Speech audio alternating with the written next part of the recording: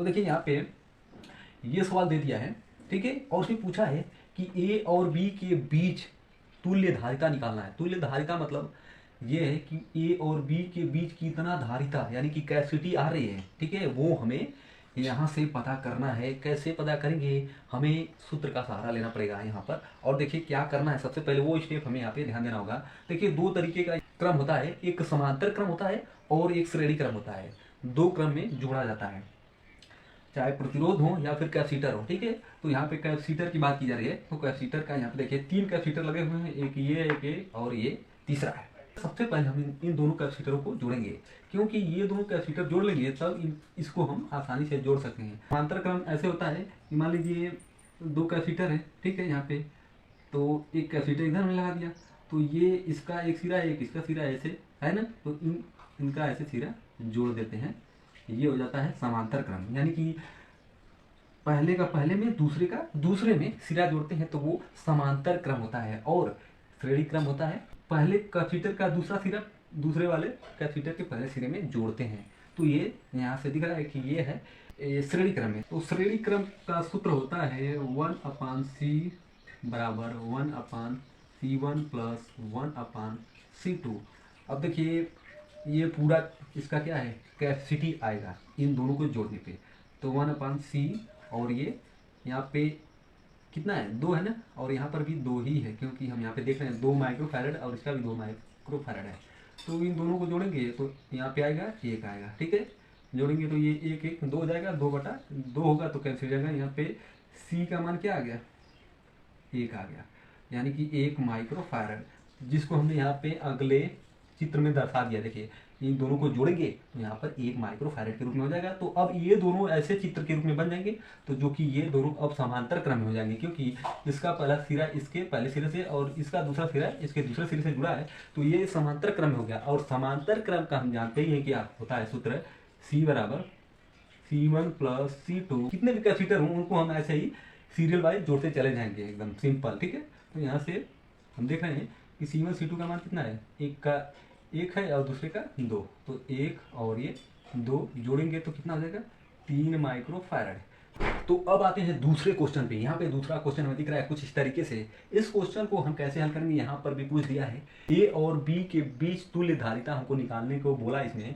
देखिए इसमें कैसे हम निकालेंगे, सबसे पहले हमको ये समझना होता है कि सबसे पहले किसको जोड़ना है, ठीक है, और कौन सा किस क्रम में है।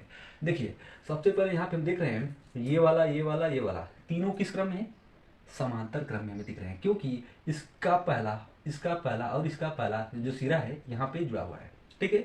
और दूसरा सिरा देखिए यहाँ पे इन तीनों का दूसरा सिरा इस पॉइंट पे जुड़ा हुआ है। इसी तरीके से इसका भी पहला, इन तीनों का पहला सिरा यहाँ पे जुड़ा हुआ दिख रहा है। तो ये किस क्रम में, समांतर क्रम में। तो सबसे पहले इनको हम जोड़ेंगे। तो समांतर क्रम का सूत्र हमें पता ही है कि C बराबर C1 plus C2 plus C3 होता है।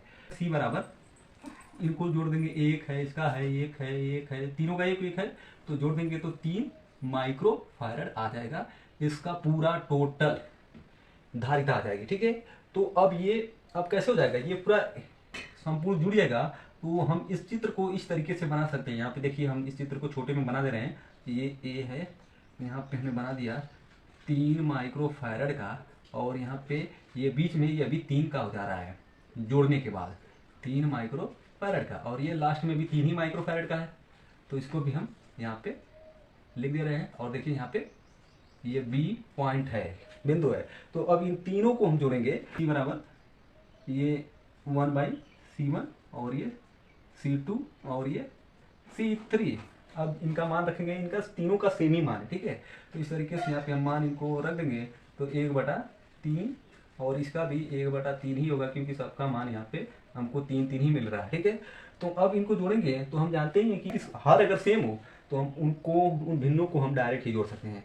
तो यहाँ पर जोड़ेंगे तो ये 3/3 होगा, जिसको कैलकुलेट करेंगे तो 1 वैल्यू आएगा, और C का मान यहाँ पे 1 आ जाएगा। तो यहाँ पे माइक्रोफैरड में आएगा तो कितना आएगा, 1 माइक्रोफैरड यहाँ पे टोटल इसका आ गया। यानी कि A और B के बीच का तुल्य धारिता कितनी आ गई, 1 माइक्रोफैरड। तो अब हमारे सामने ये है तीसरा क्वेश्चन, और इस तीसरे क्वेश्चन को हमने थोड़ा सा डिफरेंट कर दिया है। इन दोनों का अगर जोड़ेंगे तो देखिए समांतर क्रम में क्या होता है, समांतर क्रम में एकदम सीधे सीधे वैल्यू जोड़ दिया जाता है। तो यहाँ पर C का वैल्यू हो जाएगा 1 और इसका भी एक जोड़ेंगे तो 2 माइक्रो फैरड, ये हो गया टोटल इसका।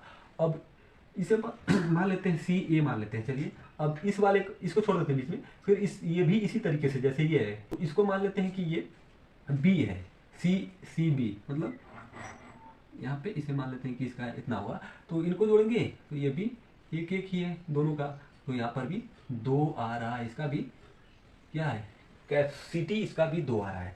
तो ये इसका भी 2 हो गया और इसका भी 2 हो गया। अगर इसको अब जोड़ने के बाद हम इसका चित्र बनाएंगे तो ये चित्र कुछ इस तरीके से बनेगा, ये और ये कितना आ गया है 2 आया ना, तो 2 माइक्रोफैरड।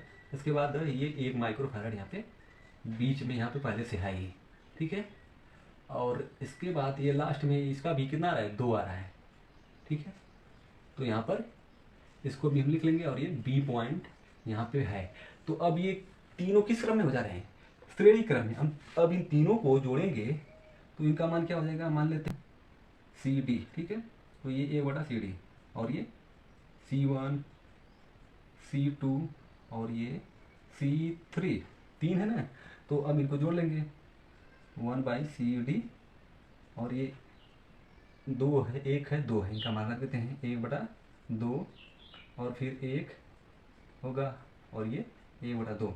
इनको कैलकुलेट करेंगे तो यहाँ पर हमको मिलेगा 1/2, 1/2 को एक साथ जोड़ेंगे तो यहाँ पर हो जाएगा 2/2 और यहाँ पे 1/1 है, तो ये हो जाएगा 1/1, यानी कि ये 2 हो जाएगा।